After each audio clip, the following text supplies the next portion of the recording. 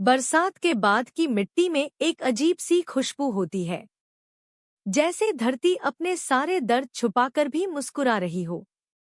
उत्तराखंड की पहाड़ियों के बीच बसा एक छोटा सा कस्बा था। धुंध से ढकी सुबहें, टेढ़ी गलियां और पुराने लकड़ी के घर। वहां जिंदगी धीरे चलती थी, लेकिन तकलीफें हमेशा तेज भागती थी। उसी कस्बे के आखिरी छोर पर एक जर्जर घर था। लकड़ी की दीवारों में दरारें पड़ चुकी थी।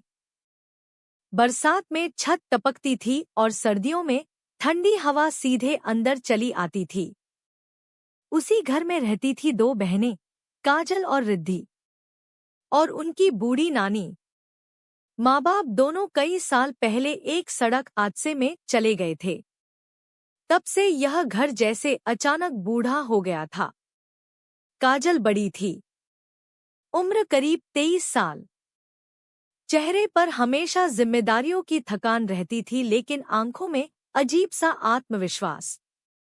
रिद्धि उससे 4 साल छोटी थी। वो ज्यादा बोलती नहीं थी, मगर उसके चेहरे पर हमेशा मासूमियत रहती थी। दोनों सुबह से शाम तक काम करती थी। कभी किसी होटल में बर्तन धोना, कभी सैलानियों के कमरे साफ करना, कभी कपड़े प्रेस करना। दिन जैसे बस मेहनत में खत्म हो जाता था। लेकिन रात रात सिर्फ उनकी होती थी। जब पूरी दुनिया सो जाती, तब काजल एक पुराना बैग निकालती। उसमें कुछ सस्ते ब्रश, आधा टूटा कॉम्पैक्ट और सूखी हुई लिपस्टिक रखी थी। वो रिद्धि को अपने सामने बैठाती और धीरे धीरे उसका चेहरा सजाने लगती। सीधा बैठो, वरना लाइन बिगड़ जाएगी। रिद्धि हंस पड़ती। दीदी, एक दिन तुम मुझे सच में हीरोइन बना दोगी। काजल मुस्कुराकर कहती। हीरोइन नहीं, रानी। फिर दोनों आईने में खुद को देखकर खिलखिला उठती। गरीबी उनके घर में थी, लेकिन उनके सपनों में नहीं। एक दिन कस्बे के सबसे बड़े होटल में शादी थी। पूरा इलाका रोशनी से जगमगा रहा था। बाहर बड़ी बड़ी गाड़ियां खड़ी थी। शहर से आए मेकअप आर्टिस्ट दुल्हन को तैयार कर रहे थे। काजल दूर खड़ी सब देख रही थी। उसकी नजरें दुल्हन पर नहीं, बल्कि उन हाथों पर थीं जो उसे सजा रहे थे। उसी पल उसके अंदर कुछ बदल गया। उस रात उसने रिद्धि से कहा, हम भी ये काम करेंगे। रिद्धि चौंक गई। हम? कैसे? जिस चीज से लोगों को खुशी मिले। वो काम छोटा नहीं होता, लेकिन हमारे पास कुछ नहीं है। काजल ने टूटा हुआ आईना उठाया। हमारे पास हाथ है और हिम्मत है। अगले कई महीनों तक दोनों ने हर पैसा जोड़ना शुरू कर दिया। भूखी रह जाती, लेकिन पैसे नहीं खर्च करती।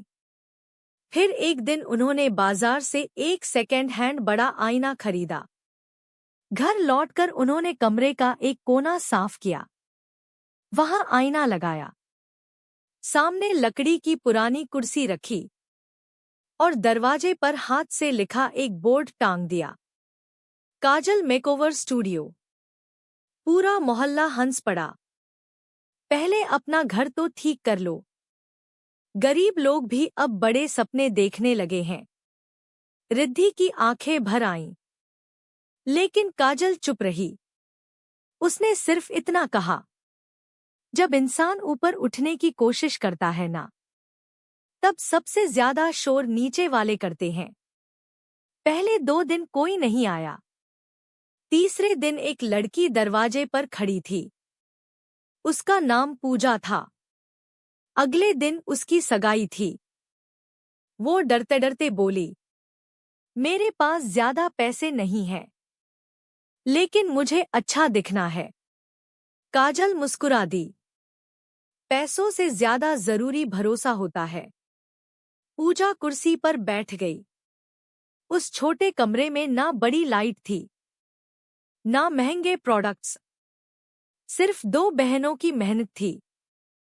करीब 1 घंटे बाद जब पूजा ने खुद को आईने में देखा, वो बिल्कुल चुप हो गई। फिर अचानक उसकी आंखों से आंसू निकल पड़े।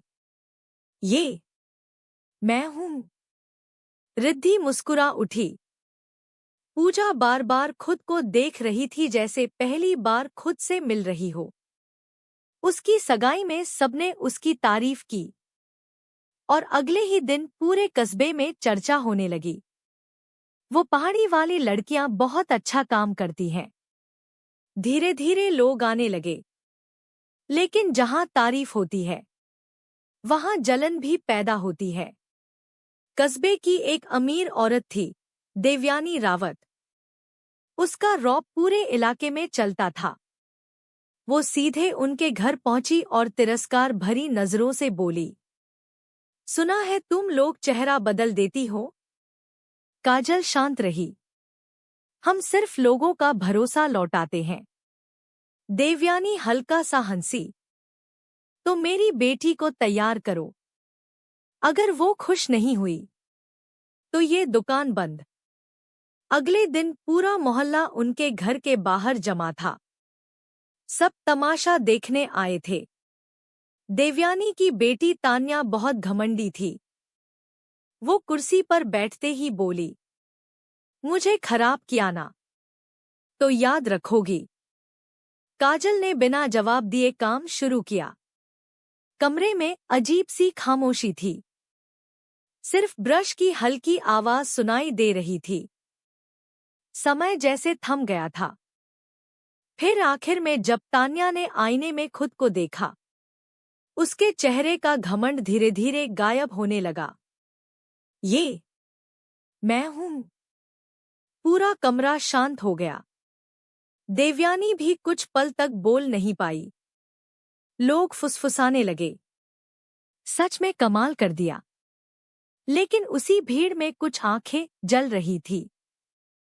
कुछ दिनों बाद अफवाह फैल गई, उनका मेकअप खराब होता है, चेहरा खराब हो जाता है, ज्यादा उड़ने लगी है। धीरे धीरे ग्राहक बंद हो गए। घर में फिर सन्नाटा लौट आया। एक रात रिद्धि रोते हुए बोली, शायद हमसे नहीं होगा। काजल खिड़की से बाहर अंधेरी पहाड़ियों को देख रही थी। फिर उसने धीरे से कहा, ये जगह हमारे सपनों से छोटी पड़ रही है। मतलब अब हमें यहां से जाना होगा। कहाँ? काजल की आंखों में चमक आ गई। देहरादून। शहर उनके लिए बिल्कुल नया था। ऊंची इमारतें, भागती गाड़ियां, तेज जिंदगी। पैसे इतने कम थे कि उन्होंने एक तंग कमरे में किराए पर जगह ली। पहले कई दिन कोई काम नहीं मिला। भूख फिर से लौट आई। लेकिन एक दिन एक कॉलेज की लड़की वहां आई। कल मेरा इंटरव्यू है, मुझे कॉन्फिडेंट दिखना है। काजल ने पूरी मेहनत से उसे तैयार किया। लड़की ने फोटो सोशल मीडिया पर डाल दी और वही फोटो, उनकी किस्मत बदल गई। अगले ही हफ्ते उनका छोटा कमरा ग्राहकों से भरने लगा। फिर एक दिन एक बड़ी गाड़ी उनके स्टूडियो के बाहर रुकी। उसमें से उतरी मशहूर फैशन फोटोग्राफर अनन्या मेहरा। उसने चारों तरफ नजर घुमाई। फिर बोली, अगले महीने मेरा फैशन शो है, मुझे नए लोग चाहिए। लेकिन अगर तुम फेल हुई तो यहीं खत्म हो जाओगी। उस रात रिद्धि सो नहीं पाई। दीदी, अगर हम हार गए तो?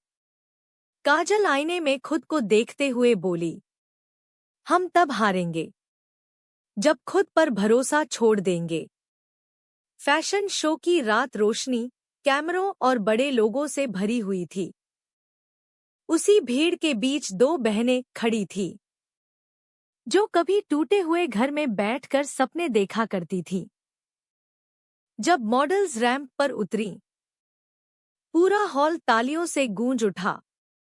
अनन्या धीरे धीरे काजल के पास आई।